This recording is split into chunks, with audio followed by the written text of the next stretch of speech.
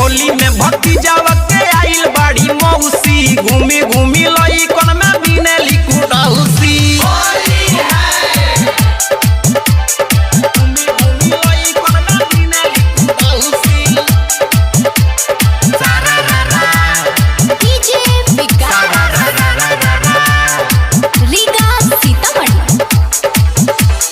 चाहे डॉक्टर होके चाहे कंपाउंडर रंग छोड़ी रगड़े ले चिसिन पाउडर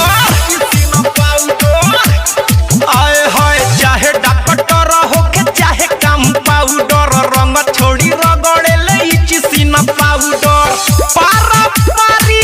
पिचकारी सबके देले बड़ी झौंसी रे झौंसी होली में भतीजावा के आइल बाड़ी मौसी घूमी घूमी लई कोन में बिनेली कुडौसी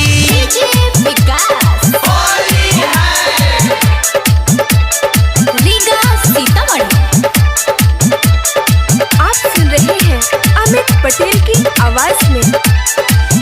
अरे पुआ पूरी तरुआ खाता बाड़ी खाना होली में अमितावा के सुन तारी गाना।